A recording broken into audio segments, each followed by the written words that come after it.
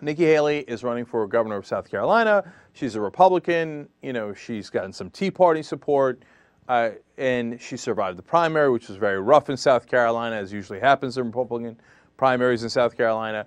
But she's a tough woman, and she also wants to be tough on the unemployed, right? So she thinks the unemployed need to be drug tested. Okay?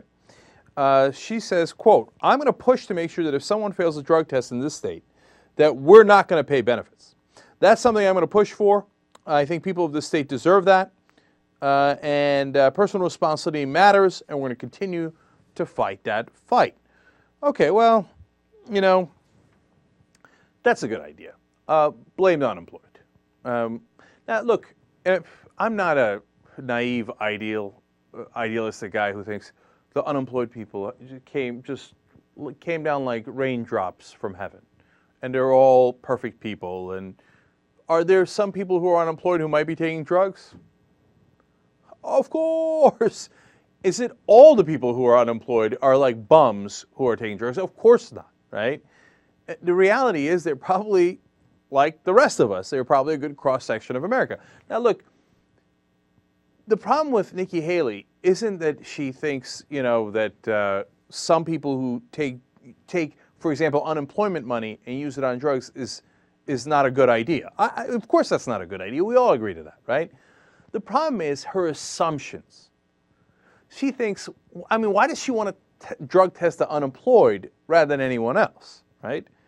It's because she thinks, these people, they're deadbeats. They're probably, a lot of them are druggies, right? We better make sure and test these, losers. Now, what drives me crazy about that is that a couple of years back, we had 4% unemployment in this country, roughly speaking. Right now, we have about 10% unemployment, roughly speaking. So 6% of the workforce became unemployed in a terrible recession we went through. Are they all deadbeat loser druggies? And were they upstanding citizens a couple of years ago, but they all got addicted to meth, the 6% of the workforce in that time? Like, it had nothing to do with the recession. It had nothing to do with the bank bailouts. It had nothing to do with the economic collapse. That these guys are just now losers. See, that's the ideology I can't stand. Those are the assumptions that drive me crazy. And it seems like for the Republicans, it's a dime a dozen. I think it's cruel and ridiculous and totally useless and counterproductive. And by the way, very expensive to drug test the unemployed. To what end? What are you spending all that money for? Why are you vilifying all those people who are on hard times and lost their jobs and are trying to figure out how to provide for their families? They have no compassion. The fact that they call themselves Christian, it just drives me crazy. Because that's what Jesus would have done. I keep going back to this, but they call themselves the Christian right? If a poor person asked for help from Jesus of Nazareth, he would have said, "Yeah, that's cool. Go get a drug test first, okay? Because I'm not sure I trust you, buddy. I'm not going to give my hard-earned Jesus money to you until I figure out what's going on here. Find out what kind of loser you are," right? No, he gave them money. He provided food because they needed it. Look, I'm not a Christian, but I thought that's what Christianity was about. I read the New Testament. Apparently these people didn't.